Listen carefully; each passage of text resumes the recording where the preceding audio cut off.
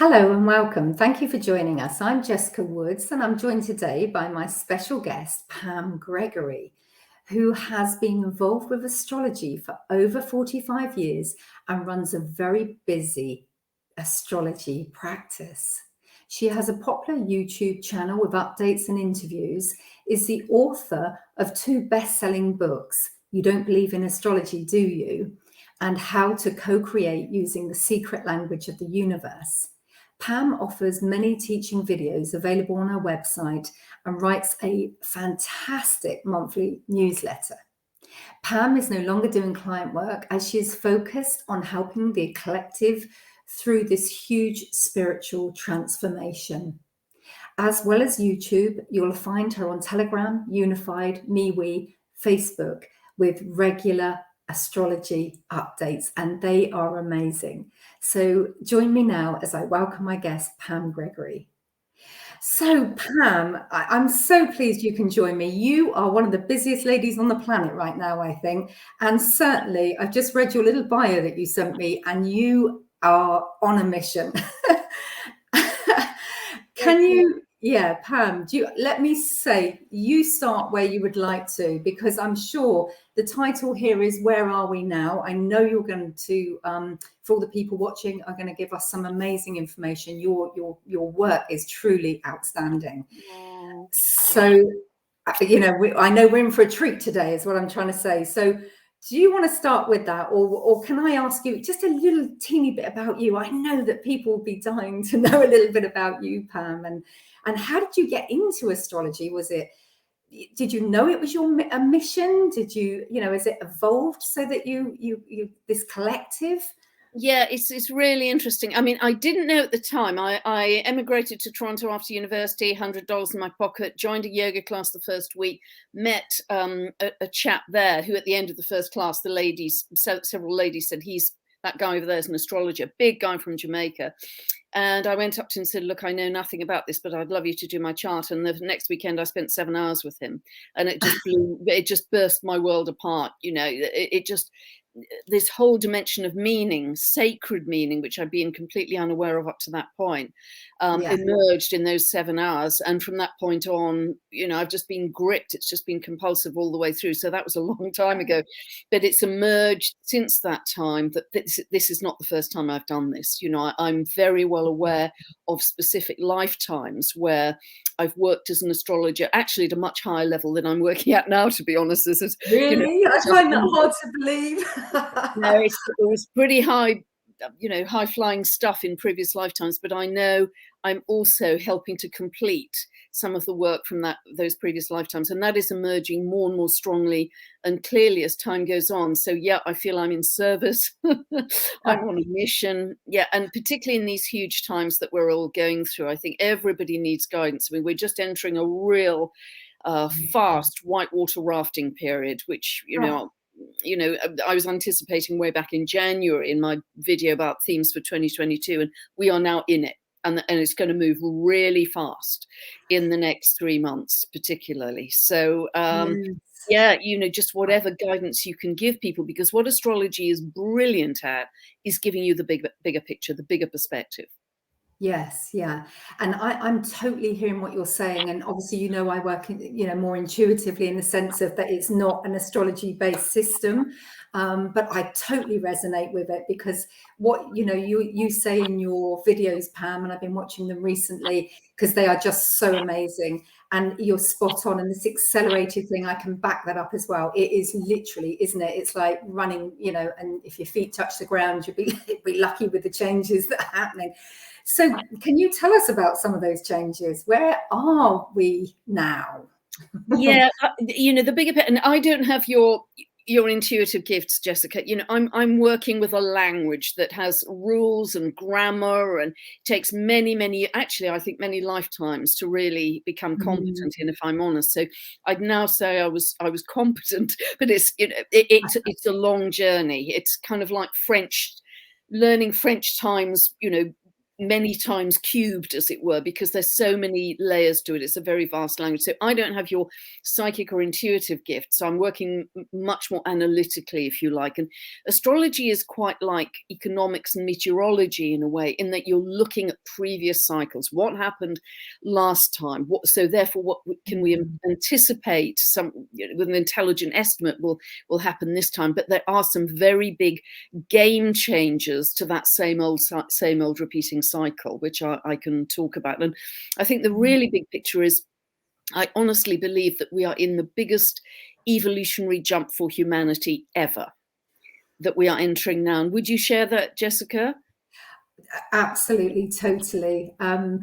As you say, I think everybody works really differently, and I think your more, as you say, more logical, analytical side of things is amazing. It's factual, and you prove that time and time with the things that you say.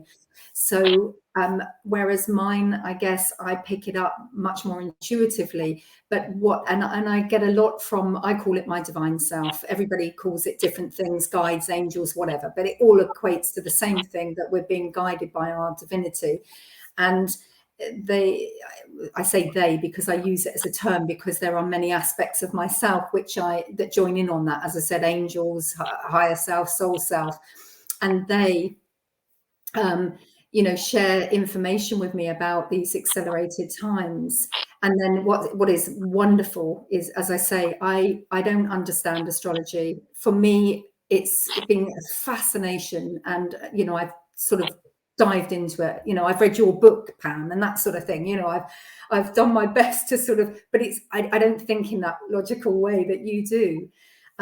But so for me, it's much more intuitive. I just pick up, right, okay, there's going to be changes around the financial system, or there's many things that I'm noticing at the moment, and they literally just like come to me out of nowhere. And what I think this big transformation that I've noticed is that no matter how it comes to us, in what form, we say, okay, that's true. There's something about that, like awakening, that once you know it, you can't unknow it. And I think that's what I see for everybody that's happening for everyone, is that in their own way, however they're picking it up, it will ring true. And that the beauty of us all being very unique and all in this together is there are so many different forms and ways that we can, bring this awareness to ourselves.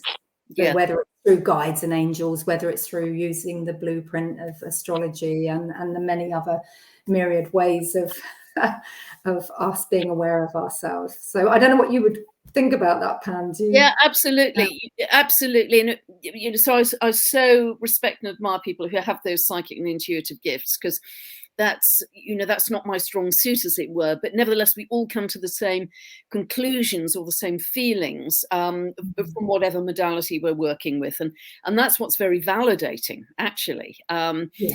as well. So yeah, there is, we're going through quantum leaps in consciousness right now.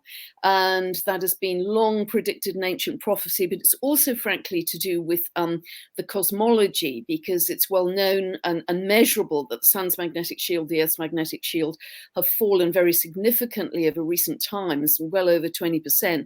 And that is allowing a lot more coronal mass ejections, M-class, X-class flares, onto our Earth. And so therefore the Earth is going through her upgrade. You can see that in the record peaks in the strength and amplitude of the Schumann resonance. But we are also upgrading too, because we are assimilating all of these solar flares. Essentially, they are bringing in new information from far galaxies, which we are assimilating into ourselves. And at the same time, the Earth is moving through an area of space called the galactic current sheet, which we only do every 12,000 years, give or take 500, which means we're moving through an area called the photon belt. And therefore, we're experiencing these surges of photonic light, which we only get around every 12,000 years, give or take 500. And equally, they are upgrading every cell in our body, and it's down to really our level of consciousness as to how much light we can embody, how much can we hang on to, how much light can we hold in our bodies. And Yes. that is upgrading us rapidly. So that's why people are having these physical symptoms of, insomnia, extreme fatigue, tinnitus, dizziness, whatever, because our kind of little energy bodies are having to move so quickly to keep up with what is incredibly positive for us in helping us upgrade our consciousness. But what is really fascinating, and I only have discovered this fairly recently, is in the Russian space program, they discovered that when they sent astronauts out in space beyond the Earth's magnetic field, very quickly, once they dropped out of the Earth's magnetic field, they started to have visions and much greater psychic sensitivity. And so they discovered that magnetism is inversely correlated with consciousness, i.e., the lower the magnetism, which is what we've got right now, the higher the consciousness jumps, or the psychic sensitivity jumps. And it may well be not so much an inverse relationship with magnetism, but a direct correlation with cosmic energy. It may be that. But either way, we are managing to upgrade without leaving the Earth, without having to go on a spaceship, because the magnetic field is much lower. So that's another cosmological reason that we are going in these leaps and bounds, if you like. And what that means, if we look at the laws of physics, when you have much higher frequency energy coming in, the lower frequency energy has to crumble, because two very different levels of frequency cannot exist in the same space. So the low frequency energy has to fall away. And that's what we're seeing. Yes. So, big time. I mean, look at the last few days, if you live in the UK, I mean, truth. So, all of that is so expected for reasons I can go on to talk about. So do not go into fear, because at a quantum level, what you're doing is energizing and feeding what you absolutely don't want, and then blaming it for giving you a hard time. Yes. Yeah. And we've all done that, including myself, for most of our lifetimes, until we're getting to suss this.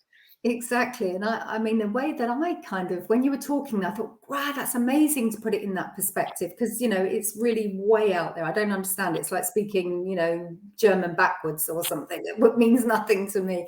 But when you were talking about the light photon belt and the light particles, and we certainly are being bombarded by them at the moment, as you say, and this is so lovely that you're clarifying all of this. And see, my interpretation of that in a very brief form is that these light particles are the frequencies that are needed at this time and remembered, because we're remembering them. We're remembering because we actually are those light particles. We have sent those messages, if you like, to ourselves to coincide at this time. So yeah, I don't know how. Wonderful way to look, because I think we're remembering ancient magical skills and abilities. Absolutely. I had that very strongly given to a client yesterday, and I remember it because I've just picked up on the frequency of it, and it was exactly that. It was very much about that. Fantastic. And it really is, it's reactivating our strands of DNA, our pineal gland, etc. And so, yes, literally, they may well be ancient magical abilities and skills, or we would think now that they're magical or superhuman. Yes. But actually, they're going to become our new normal, telepathy, healing, much greater sensitivity with all forms of life, plants, animals, trees, all of it. We are going to step into a divine sense of oneness and sacred connection that we really have lost in our modern lives, I think, big time, big time. Oh, so much so. And there's so many people all around the world, who are literally aware of what you've just said on some level, even if it's not fully activated, should we say. And then that means we're going to have some more of these particles and these belts and all this coming at us. So yeah, so the way to handle it, Pam, knowing it's coming. You give so much good advice in your videos. I mean, as I said, I'm astounded by the information that you share. So what's next for us then? What is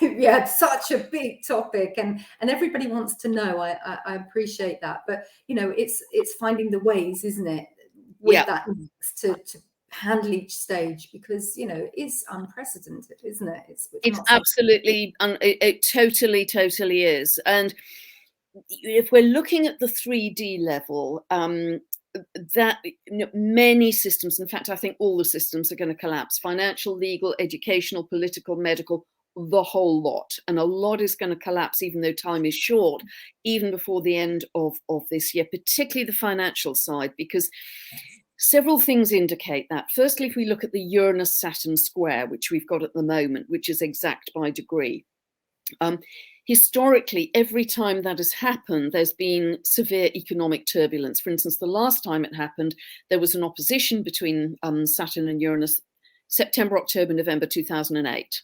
So we all remember what happened then. So, yes. but this is the last waning, ending, dying square of that cycle. So the financial turbulence is likely to be more severe than it was in 2008. Then I look at where the eclipses are falling in October and November. That's one of the reasons, as well as the Saturn-Uranus square becoming exact by degree, I thought these were going to be massive months, because the eclipses are happening in the financial axis, Taurus, Scorpio, which is banking, money, wealth, currencies, investment, pensions, stock markets, all of that kind of stuff. And we are already into eclipse energy. We've got a solar eclipse happening on the 25th of October, another one, a total lunar eclipse, super strong, 8th of November. And they are going to be very powerful in revealing anything, particularly in the financial area, that has not been for our highest good, that has lacked integrity, etc. And on top of that, because this is a layering effect, we have Pluto moving through the last few degrees of Capricorn and not stopping until it hits Aquarius. And let me explain that. Whenever Pluto moves through a sign, it intensifies the nature of that sign, but at the same time reveals any corruption. So Pluto has been in Capricorn since 2008, when the financial crisis happened. Capricorn is big business, big money, government, top-down authority, government, corporations, institutions that have power over us. So if anything, they have strengthened since 2008, particularly in the last 2.5 years. The top-down authority has strengthened.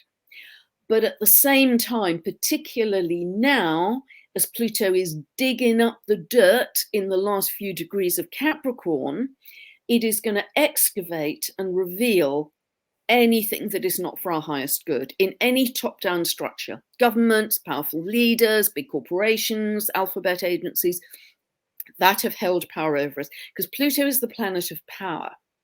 But the good news is, and I could quote lots of historical examples here, the good news is, as it starts to move into Aquarius in March, the power shifts to the people.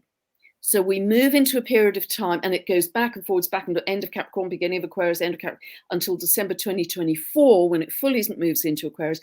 But it is shifting power politically and socially from the top-down structures, where it's been actually all of our lifetimes, really, not just since 2008, but it's strengthened since then, into grassroots up.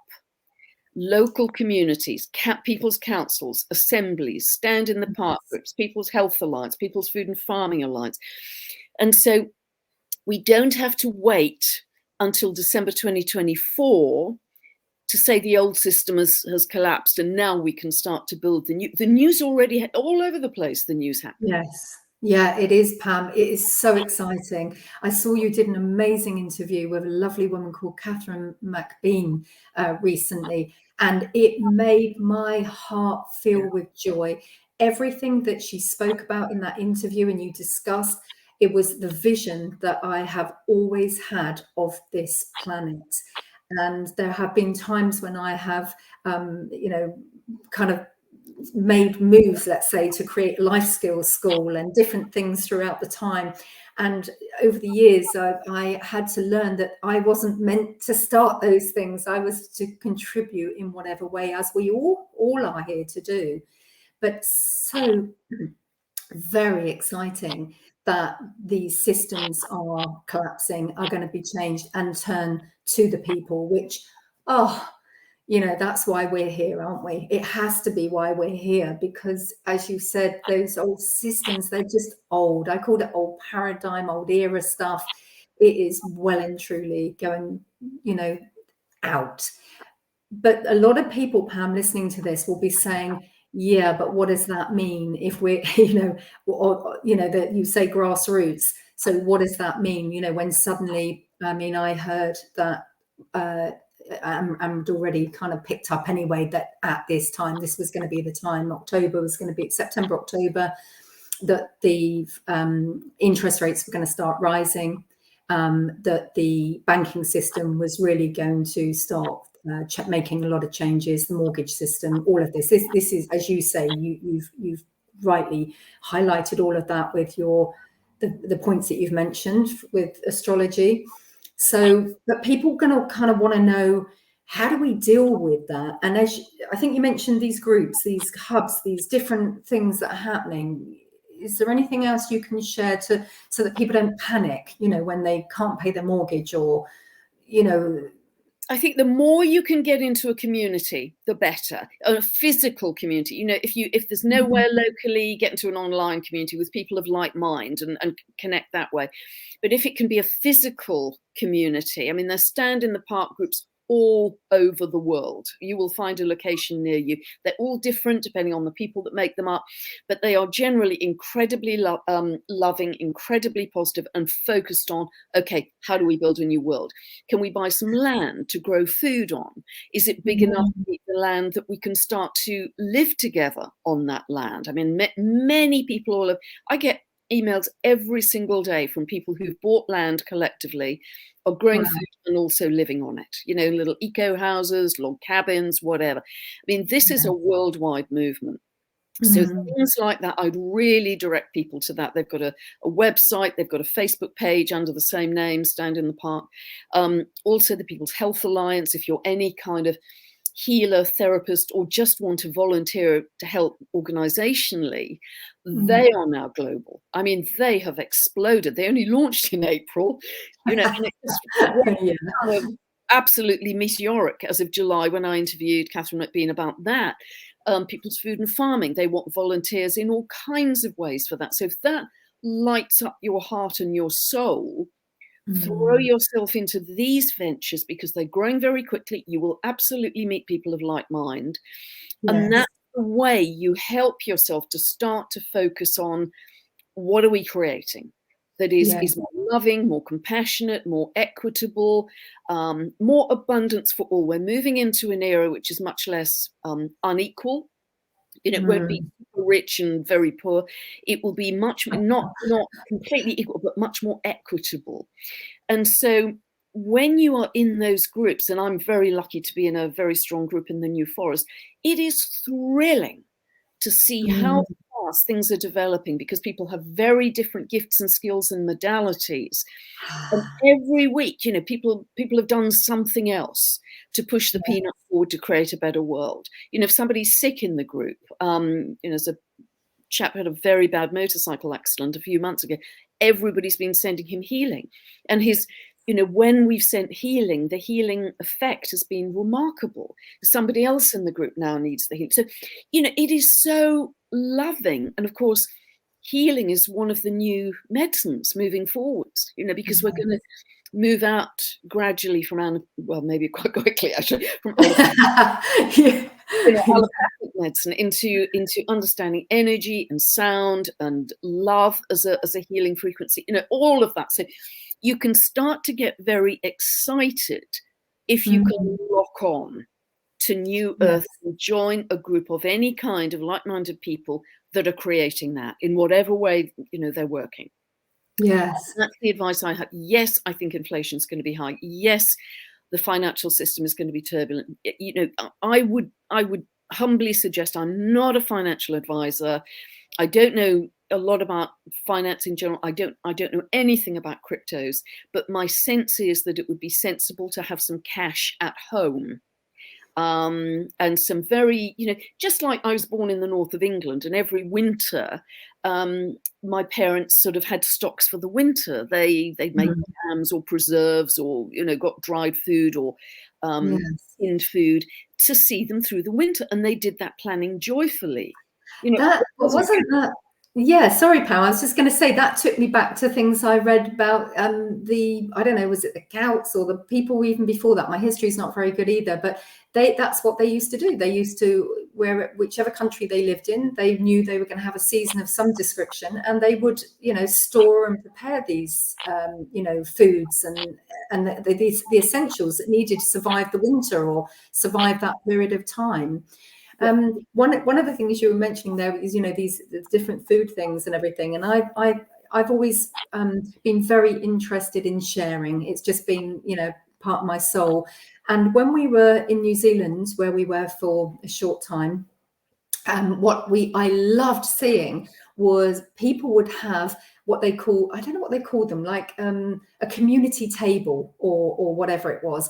And like, I can put one up outside my house now, I can build one. And if I've got an apple tree and there's an excess, a bit like we do now, people put boxes out.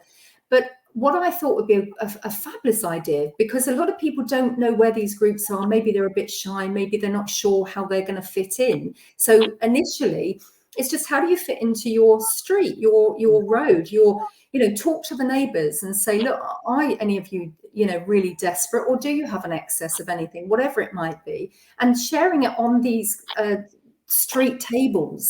It was so wonderful to be able to take things down that when we lived there in New Zealand, we had excess. And so we can start with little things, can't we? It doesn't have to be terrifying and like, oh my gosh, I don't know what's going to happen, and just sharing whatever we've got. Beautiful, Jessica, because actually I've got a lovely neighbour, and every week when I get my random organic veggie box, I've always got excess. So I always give them my excess of whatever I've got, lettuce or tomatoes, whatever. And they've got some hens, and they give me their excess eggs. So wonderful. we, swap every week. So this is very simple, but you're absolutely right. We are going to be much more into local networks. It's grassroots up, much more into local networks, getting to know your neighbors in a bigger way, sharing. It's almost in some ways like going back to the, older people talk about the days in the war when they all shared and helped each other. There's a flavor of that coming back as well. Whereas, I think in our recent past, we've had a kind of territorial materialism of, this is mine and not yours. Yes. And that is going to shift. Well, it's shifting already. Big time, big time. Yes. Yeah. And this whole, COVID thing, because there's so many reasons why it was wrong and it was right. There's always that, the double-edged sword, there's to everything. But it really has accelerated, hasn't it? This sharing and this, caring and kindness and the changes that happen that you're talking about. So, I think also, Jessica, just the deprivation, if you lived alone, of human contact, just that simple joy of human contact is so precious when we were deprived of it. So there's been a kind of boomerang effect with that. Yeah, and we know through studies with mice or rats or whatever it is they've done, when they've isolated them, they're the first ones to keel over and be gone. Those that have, they've connected them and kept them together and that sort of thing thrive, regardless of what else they're doing to them. So yeah, I mean, we know these things now, don't we? We know about. I think we always have, but so as you say, somewhere along the line, it's being distorted or disconnected, and we're returning back to that time now. And if nothing else, if people are feeling down or not sure what to do, just focus on that. That just that there's hope, that there's faith, that one of the things, Pam, I'm sure you find this all the time with the work that you do, but the people are so loving and so kind. There's a small percentage that aren't. Don't get me wrong, I have a bad day and I can be horrible to be around. So, we all have our moments, don't we? But generally, as a rule, when we're given the opportunity to flourish, we do. Yeah, and I think there's much more kindness and compassion coming in. I truly do. Much more care for others. That's the whole zeitgeist of where we're going. And also, you know, if you do have a bad day, for me, it's always nature. I just get into the woods. I just get into the woods because it's what sustained me very much in tough times when I was a child. And that's my go-to place because nature doesn't lie. Nature is so genuine. Nature is so nurturing. I mean, the Japanese call it forest bathing, as you know. So there's something that just grounds me, and it actually changes your physiology. Apparently it's changing your blood. Even if you haven't got bare feet on the earth, it's changing your physiology. So that really helps me decompress, especially because, you know, tsunamis of stuff coming in all the time with emails. So that I've got to do that every day to keep my sanity with the onslaught of stuff that, you know, that's sacred time for me. It's absolutely sacred time, and I will not miss that. Even if the thunder, lightning, gales, you know, I'm not made of icing sugar, I will be out in that because nature is my touchstone. Nature is what always sustains me when nobody else is around and nothing else will. Yes, I can resonate with that. I mean, between sessions, you know, I allow my time for my session, and then between them, I'm outside grounding my feet. As you say, rain, shine, doesn't matter what, I get out there, and it just recharges and then accelerates that light energy that we're bringing through. And then we can be so much more, as you say, grounded, focused, and able to deal with whatever comes our way in, you know, so much more easily. And I think the other thing to say, Jessica, as well, I mentioned this in a video I put out on Monday, I think it was, that we are really going to be challenged in terms of what's true, what's not. There are going to be layers of silt and fog and a lot of information, a huge amount of information is going to be coming in at us about all different subject areas.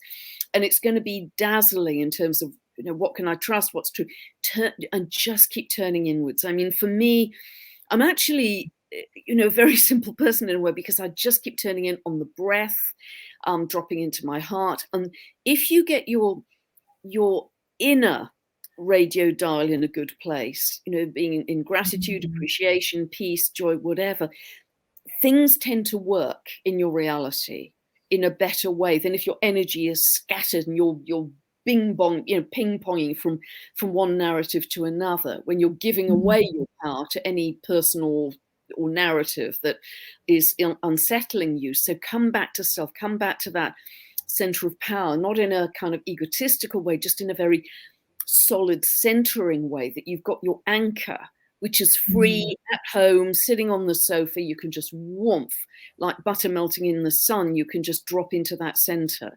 And that will really help. I honestly believe it will bubble wrap you from the worst excesses of whatever's going on there. Yes, you'll see it in the world for sure, because it's going to be very dramatic.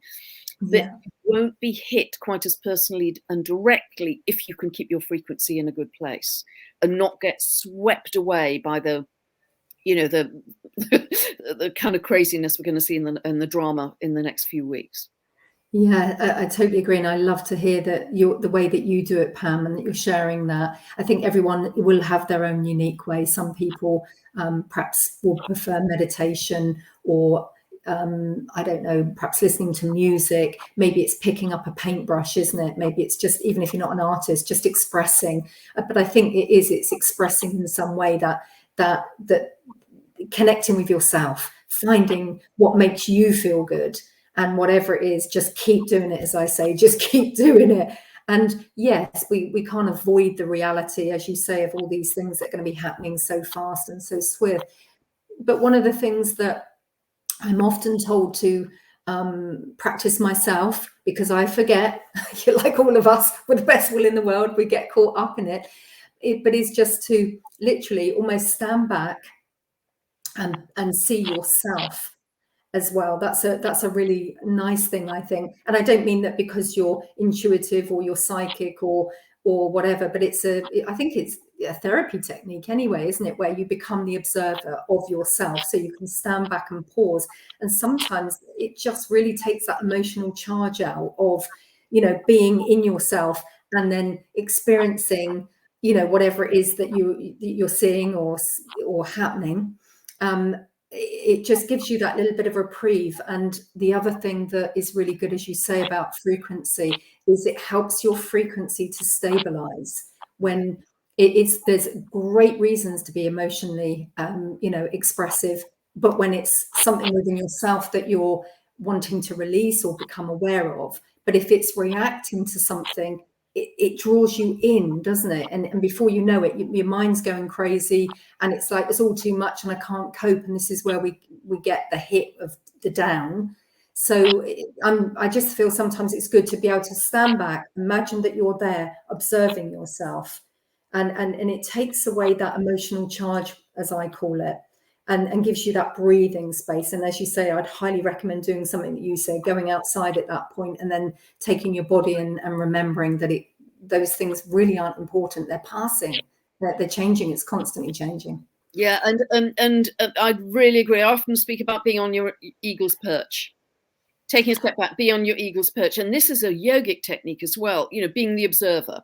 Just taking a breath and stepping back, and as you say, that takes the charge out of it. There's, you're one step back, you're a breath away, as it were. The other thing that I think can be very helpful is the Hawaiian forgiveness prayer, Ho'oponopono, which is like, sorry, please forgive me, thank you, I love you. It's literally just those 4 lines. I'm sorry, please forgive me, thank you, I love you. And it doesn't matter what or whom you're directing it to, or directing it to yourself. I had a very upsetting situation recently, really upsetting, because I've got such a massive heart for animals, and there was something really upsetting locally around some animals, and I didn't know what to do with myself, because I thought, I can't stop feeling, I can't stop this big heart. What do I do with all of this emotion and upset? And I thought, the only thing I know how to do here is Ho'oponopono. I went over and over and over. I must have done it hundreds and hundreds of times. And that situation, I almost laughed, actually, because it transformed so rapidly. It was like a kind of cosmic joke. So it turned on its head, and I walked away from that situation that had been resolved. And I said, "Okay, guys, okay, you sorted it out." So that, although it seems such a weird thing to do, I know many people swear by it, and it's really helpful when I can't logic my way out of it. I can't find another solution, particularly where I can't cut my heart off. I can't stop caring. And I didn't know what to do with myself. I was kind of boiling over with concern.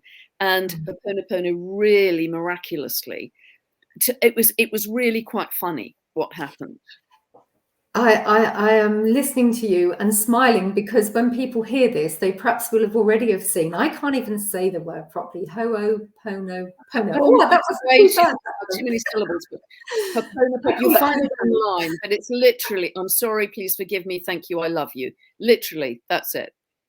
It is certainly amazing. I agree with you, and it's so good to hear that you draw on that and use that at those times when, as I said, we all get drawn into it, don't we, Pam? We can't help. Life is life. We're all going to experience all of it. We wouldn't be here if we weren't. It's just how we handle it. And I think it's having these techniques, if you want to call them that, tools, that passing them on, sharing them. Just practice it, try it. If you are like, oh, I don't believe in all of that rubbish, then okay, but give it a go and just have a go. And you can direct it, as you know, Jessica, to anything, any the situation where you've got angst and upset. You can use any person, any situation for yourself, whatever. And it doesn't even matter if you don't know which bit of the situation you're directing it to. You're just clearing the whole thing. The other thing, and I'm sure you use this too, is EFT, tapping, emotional freedom technique. Yes. That can, and you can learn the demo in 5 minutes online, and that can really shift energy.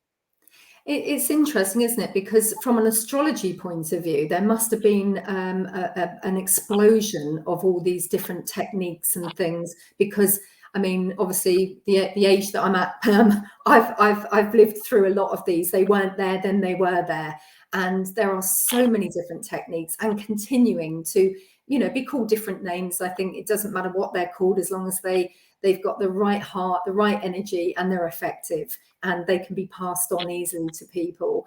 And this is wonderful because from an astrology point of view, there must have been, was it 80s where the EFT and all of these different therapies and Bach flower remedies were being produced. And, there are so many things now. We are very blessed with the amount of tools, techniques. I think just all us being here with this, what do we call it? Openness to support, help, and love. It's growing. This movement is massive. So, and I think a sense of us all being connected. I think a much greater sense of us all being connected. So we're much more likely now than even a few years ago to put ourselves in the other person's shoes and think, by the grace of God go I, and therefore I have to help my neighbor, my friend, whoever. I think there's a much greater sense of compassion coming in like that. And that's what, I know we've heard it for years, the age of Aquarius, and there's been differing beliefs about when it's here and when it's not. And I think at the end of the day, a lot of the timings are so important for us here now. But how what you're saying, this is all age of Aquarius stuff then, isn't it? It is this collective, it is this sharing and caring. Yeah, it's that's a very interesting one, Jessica, because ages last 2,160 years. So okay. They have very broad cusps. They don't just end on Monday and Tuesday you start a new age, because they're so enormous in time. They're so vast in time. So some astrologers think we've already entered the age of Aquarius. Others think we won't be there for some time. I don't actually know. So what I stick to is the planets that are in Aquarius. And Jupiter and Saturn entered Aquarius, 0 of Aquarius, in December 2020. And so really it was all through 21 and 22 that we saw these grassroots movements growing, because that was Aquarius energy. Pluto, yes, as I say, starts to move into Aquarius in March next year, fully moves in December 24. And from that time, I'd say much more, we are then into very strong Aquarius energy, because it stays there until 2044. Yeah. For 20 years after that. That's when we are really big time into Aquarius energy. And also, talking of Aquarius energy, these, just bringing it back up again, these movements, these protests, as they were called, the Stand in the Park and all of these, again, that's the same kind of energy, isn't it? Everybody coming together peacefully, with an open heart, recognizing the old's not working, it's never worked. So, what we were saying before about the financial system, because that's going to be the biggest one for people, because, our framework has been, if we don't have the finances, we're stuffed, we can't eat, we can't do this, we can't do that. So there's a lot of can'ts in that. So at this time of like the unity and the age of Aquarius, that what I'm hearing from you, Pam, is there is so much hope, because we are going to support each other. When those systems go, when that crashes down, it's like there's going to be so many more opportunities in this time. What was your one thing that you would sum up the age of Aquarius from an astrology point of view? You were saying about Aquarius and Saturn, and how would power to the people. A shift of the power to the people, because if you look back historically, whenever Pluto has moved, and it's got a 248-year orbit, so it doesn't move into Aquarius, every 248 years. And when it does that, if you look back historically, there has always been a shift from the top-down authority, whether that was the Catholic Church or the bloated, greedy monarchies when the peasants were starving, whatever the top-down structure was that was all powerful. There was a very rapid shift to the power being with the people. For instance, if you look at France in 1789 with Louis XVI, that was a golden monarchy. It was greedy, it was obese, it was opulent, and the peasants could barely afford to buy bread. So in July 1789, the peasants stormed the Bastille and basically took down the monarchy. They took down the top-down structure. And just a month after that, in August 1789, for the very first time in France or anywhere in Europe, the Assemblée Nationale brought out the Rights of Man. And this was the very first published document stating legally that men were equal before the law and they had rights of freedom and ownership and various things. And that actually became one of the basic charters of liberty for democracy to be born in Europe at the time. And so that happened really fast, really quickly. You know, monarchy fell, you know, next month. And so again, if you look back historically, when the shift happens to the power of the people, there is often a kind of constitutional or legal recognition of some kind that that power has shifted and people have more rights. So in some form, and this is to do with, you know, common law, natural law, divine law, there is going to be that kind of a shift, particularly as we get into next year and the years following that. And that will be really quite a dramatic shift. So kind of hang on, know that another financial system is already being born. I don't know a lot about that, but a lot of people are talking about it, that it isn't just end of the old with nothing. Another financial system is being born at the same time. And it may be pretty uncomfortable in the transition. And that's where we've got to support each other, but we will get to something that is more equitable and beneficial for people. That's amazing, Pam. I've always had this, like working with energies and frequencies. It's when you take something away, it's always replaced. It cannot not be. That is every time. It always is. So that's really encouraging and very exciting. Just before we finish, Pam, is there anything that else that you'd like to share? I mean, this has been amazing. Yeah, I just think focus on creating. Do not, you know, put your spiritual blinkers on. Lots of drama, lots of big news, been 10 tons in England and, you know, last week in the UK, the last couple of days. Just don't get diverted over here with, you know, another big scary thing, another big drama. Just keep locked onto love as your destination. And your love of people, your love of community, your love of the earth, your love of animals. Just lock on to that high vibration and do not be diverted, because that is the fastest way we are going to make this better world happen. You know, if we're diverted, we're leaking energy over here to give life support to what we don't want. You know, in quantum physics terms, just do not deviate. Be very focused in your destination and just keep on focusing until it delivers. And it's already starting to deliver, but will accelerate. We'll see a lot more green shoots of New Earth next year. I love it, Pam. I just want to say, I have already mentioned that we can find you on Telegram, MeWe. I think there was a couple of other places I've met, Unified, and obviously Facebook. But I'm just going to pop up here that people can also find you at pamgregory.com. And I just want to say thank you from all of us who'll be watching this, for the amazing work that you're doing, for for being here at this time on the earth, should I say, bringing back with you all that expertise and sharing it with us and keeping people, really focused and supported when they need it the most. So bless you. Thank you, Pam, for joining us. Yeah, it's been delightful, Jessica. And just to say, many people know this, but I'm no longer doing client work because I'm focused 7 days a week on helping the collective through this big transition. That's why I'm here right now. And much as I love to help single clients in those deep sessions, unless I learn not to sleep, there just is it's no more time. So my time is best spent, my work is best spent to as many people as I can help right now. Yeah, you've got a full-time job and it is helping all of us. So bless you, Pam. Thank you so much. And we really look forward to more updates, YouTube videos, newsletters, and all the other things that you share with us. Thank you so much. Bless you. Love talking to you again, Jessica. It's been a real joy. Thank you.